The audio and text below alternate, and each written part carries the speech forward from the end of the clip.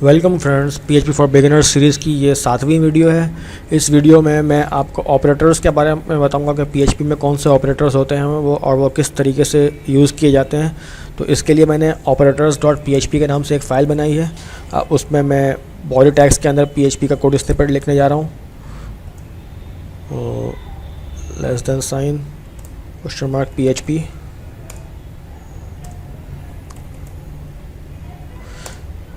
हमें हर बार की तरह इस PHP के टैग के दरमियान हमारा PHP का कोड आएगा। तो उसके लिए मैं एक वेरिएबल बना लेता हूँ वैल्यू 1 के नाम से, और उसे मैं 12 की वैल्यू असाइन कर देता हूँ।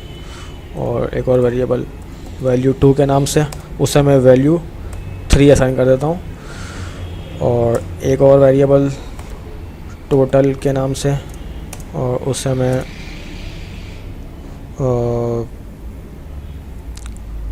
वैल्यू 1 और वैल्यू 2 का जो सम है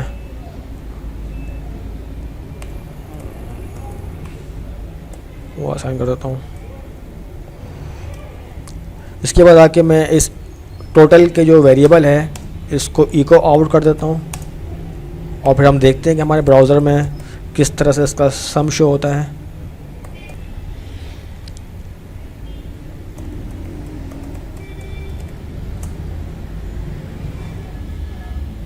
तो ये देखिए 12 + 3 का सम जो है 15 हमारे पास हमारे ब्राउज़र में शो हो रहा है। अब इसी तरह हम यहाँ पर जो माइनस का अरिथमेटिक वाला ऑपरेटर है उसको अगर यूज़ कर लें तो 12 - 3 = 9। और यही तरीक़ेकार डिवीज़न के लिए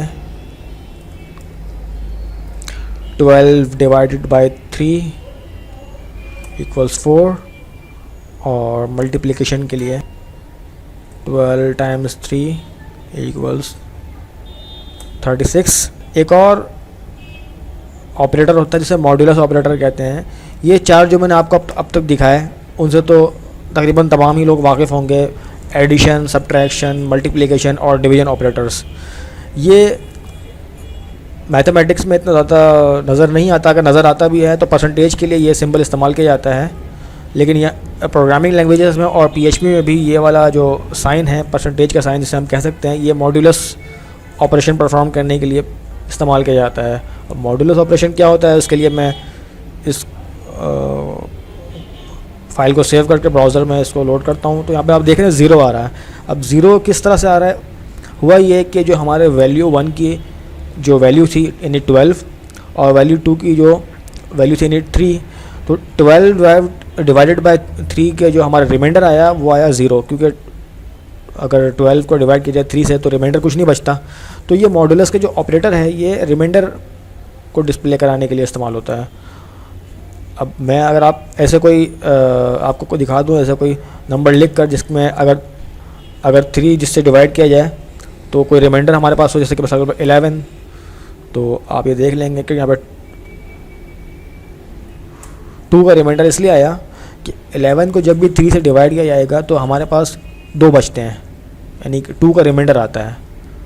ठीक है, तो उसके लिए ये मॉड्यूलस का ऑपरेटर रिमाइंडर को डिस्प्ले करवाने के लिए किसी भी 2 वेरिएबल के बीच में, या ऑपरेंड्स कह लें, जो 2 ऑपरेंड्स हैं यहाँ पर वैल्यू 1 और वैल्यू 2 के, जिनके ऊपर मॉड्यूलस का ऑपरेशन परफॉर्म किया जा रहा है इस मॉड्यूलस ऑपरेटर के थ्रू, उनके दरमियान के जो रिमाइंडर है उनके उस मॉड्यूलस ऑपरेशन को परफॉर्म करने के बाद वो डिस्प्ले करवाने के लिए ये मॉड्यूलस का ऑपरेटर आता है। फिर ये जो रिमाइंडर आया वो टोटल के वेरिएबल को असाइन हो गया, और हमने यहाँ पर टोटल के वेरिएबल को इको आउट कर दिया, तो 2 हमारे पास ब्राउज़र में डिस्प्ले हो गया।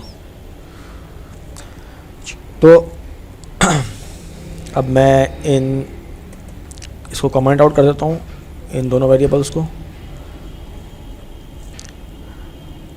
और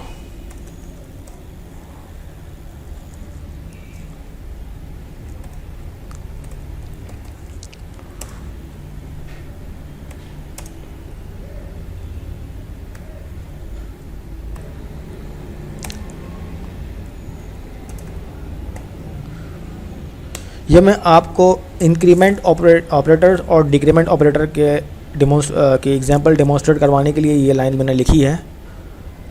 तो मैंने ये किया है कि मैंने वैल्यू 1 का जो वेरिएबल है उसमें 1 प्लस किया, तो हमारे पास जो ये 11 था अब 12 डिस्प्ले होगा जब मैं इसको नीचे एक आउट करता हूँ।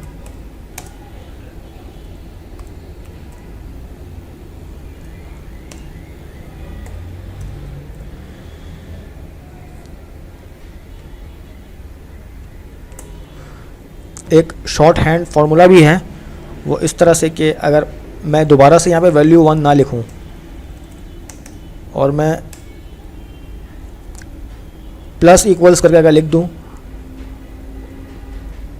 और यहाँ पे मैं 14 कर देता हूँ, यहाँ पे 15 आ जाना चाहिए हमारे ब्राउज़र में। तो ये आपने देखा कि हमारी जो वैल्यू थी 14 जो कि वैल्यू 1 के वेरिएबल को असाइन हुई थी, उसमें मैंने एक ऐड कर दिया। और ऐड किस तरीके से किया, शॉर्ट हैंड नोटेशन से मैंने इसको आउट किया। ये शॉर्ट हैंड नोटेशन कहलाता है इंक्रीमेंट बाय 1 के लिए। यहाँ पे मैंने शॉर्ट हैंड नोटेशन इस्तेमाल की है कि मैंने प्लस लिखा और मैंने उसके साथ इक्वल्स का साइन लगा दिया, जिसे असाइनमेंट ऑपरेटर भी कहते हैं अगर तनहा इसको यूज़ किया जाए। लेकिन यहाँ पर ये प्लस के साइन के साथ इस्तेमाल हुआ है, तो ये इंक्रीमेंट बाय 1 का ऑपरेशन परफॉर्म कर रहा है वैल्यू 1 वाले वेरिएबल के ऊपर। इसी तरह से मैं कोई भी नंबर लिख दूँ अगर, तो उतने ही नंबर से हमारे वेरिएबल को इंक्रीमेंट कर दिया जाएगा। जैसे यहाँ पर 20 हो गया, तो हुआ ये कि वैल्यू 1 में पहले ही हमारे पास 14 सेव था और दोबारा से उसको लेकर उसमें 6 ऐड कर दिया गया और जो सम आया उसको फिर से हमारे वैल्यू 1 वाले वेरिएबल में सेव कर दिया गया।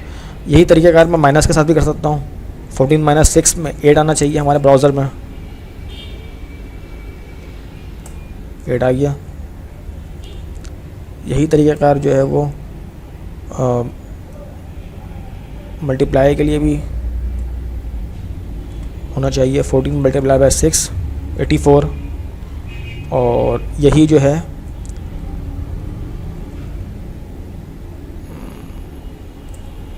मैं बस 7 कर दूं अगर, तो यही तरीक़ाकार डिवाइड के लिए भी 2, और मॉडुलस के लिए भी यही तरीक़ेकार काम करना चाहिए। तो रिमाइंडर हमारे पास अब 0 आएगा, क्योंकि जब 14 को 7 से डिवाइड किया जाता है तो रिमाइंडर कुछ नहीं बचता। अगर मैं 15 कर दूं यहाँ पर, तो हमारे पास रिमाइंडर 1 बचना चाहिए। तो ये शॉर्ट हैंड नोटेशन जो है प्लस असाइनमेंट के लिए भी, माइनस असाइनमेंट के लिए भी, मल्टीप्लाई असाइनमेंट के लिए भी, डिवाइड असाइनमेंट के लिए भी और मॉडुलस असाइनमेंट के लिए भी इस्तेमाल हो रहा है। यानी हमने मॉडुलस भी परफॉर्म किया और असाइन भी कर दिया। हमने जो है वैल्यू 1 और 7 के ऑपरेंड्स के दरमियान की वैल्यू 1 के अंदर जो वैल्यू है और 7 जो वैल्यू है, उन दोनों ऑपरेंड्स के दरमियान मॉडुलस का ऑपरेशन परफॉर्म करवाया और जो रिमाइंडर आया उसे हमने वैल्यू 1 में असाइन कर दिया और वैल्यू 1 को यहाँ पर, वैल्यू 1 के वेरिएबल को यहाँ पर हमने इको आउट करवा दिया। क्योंकि ये वीडियो मैंने ख़ास तौर पर ऑपरेटर्स को डिस्क्राइब करने के लिए बनाई है, तो हम दोबारा से कंपैरिजन ऑपरेटर का जिक्र कर लेते हैं और कंपैरिजन ऑपरेटर्स में कुछ और जो ऑपरेटर्स हैं उनका भी जिक्र कर लेते हैं। वैसे तो हमने इफ़ एल्स वाली वीडियो में डबल इक्वल साइन लगाकर जो दोनों एंड्स की वैल्यूज़ को कंपेयर करने के लिए जो इस्तेमाल हो रहा था वेरिएबल डबल इक्वल साइन का, उसको हमने डिस्कस किया था। लेकिन दोबारा से यहाँ पर उस वाले कंपैरिजन ऑपरेटर को भी एग्जाम्पल के साथ डेमोन्स्ट्रेट कर लेते हैं और उसके साथ में दूसरे जो कंपैरिजन ऑपरेटर्स है उनका भी जिक्र यहाँ पर कर लेते हैं। तो मैं दोबारा से इसको अनकमेंट कर देता हूँ और इसको मैं डिलीट कर देता हूँ।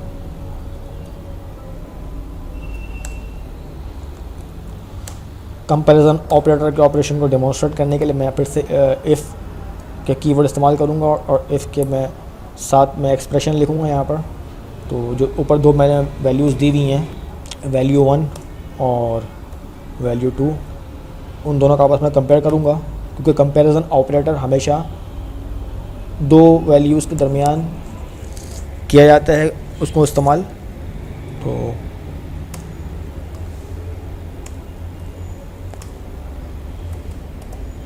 इको करूँगा यहाँ पर मैं,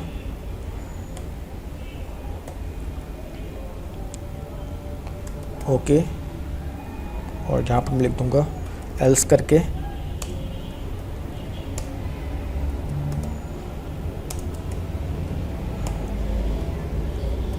नॉट ओके। तो हम देखते हैं कि इस नतीजे में हमारे पास क्या हमारे ब्राउज़र में शो होता है, नॉट ओके शो होना चाहिए। ठीक है, तो नॉट ओके शो हो रहा है इसलिए कि मैंने कंपेयर किया इस कंपैरिजन ऑपरेटर के ज़रिए से वैल्यू 1 और वैल्यू 2 के अंदर स्टोर किए गए वैल्यूज़ को, यानी कि 15 is definitely not equal to 3। तो इसलिए ये वाले कोड ब्लॉक का एग्जीक्यूट नहीं होना चाहिए और एल्स वाले को एग्जीक्यूट होना चाहिए, क्योंकि ये ट्रू नहीं बल्कि एक फॉल्स कंपैरिजन के नतीजे, इसके नतीजे में फॉल्स वैल्यू हमारे पास आ रही है कि ये मुमकिन नहीं है कि 15 इज इक्वल टू 3 हो जाए। अब कंपैरिजन ऑपरेटर में एक और ऑपरेटर है एक्सक्लेमेशन इक्वल्स लगाकर, जिसके कहते हैं कि नॉट इक्वल टू। तो हम देख सकते हैं कि 15 is definitely not equal to 3। अब की बार हमारे पास ओके वाला कोड ब्लॉक एग्जीक्यूट होना चाहिए और ये वाला हमारे पास एग्जीक्यूट नहीं होना चाहिए, क्योंकि ये ट्रू है कि 15 इज़ नॉट इक्वल टू 3। तो देख लेते हैं इसे ब्राउज़र में अपने। ठीक है, तो आप देख लिया आपने ब्राउज़र में कि यहाँ पर ओके इको आउट हुआ है, यानी कि ये वाला कोड ब्लॉक एग्जीक्यूट हुआ है, इसलिए कि ये वाली वैल्यू के अंदर जो वेरिएबल है वो बराबर नहीं है इस वाले वेरिएबल के अंदर स्टोर की हुई वैल्यू के। अच्छा, तो इसी तरह से यहाँ पर हम अगर ग्रेटर देन इक्वल टू लगाएं तो हम देखें यहाँ पर ये इसका क्या मतलब निकल रहा है। इसका मतलब ये निकल रहा है कि 15 इज़ ग्रेटर देन और इक्वल टू 3। तो क्या 15 3 से बड़ा है या बराबर है? 15 3 के बराबर तो नहीं है, लेकिन 15 3 से बड़ा ज़रूर है। तो ये इसका नतीजा ट्रू आएगा, इस वाले कंपैरिजन एक्सप्रेशन का नतीजा ट्रू आएगा और ये वाला कोड ब्लॉक एग्जीक्यूट होगा। तो हम देख लेते हैं अब अपने ब्राउज़र में। तो ठीक है, तो ये ट्रू आया, तो यहाँ पे जो इको आउट हो गया, मतलब इको आउट जो है ना वो ओके हो गया। और अगर मैं ऐसे लेस देन करके देखूं तो अब की बार नॉट ओके इको आउट होना चाहिए।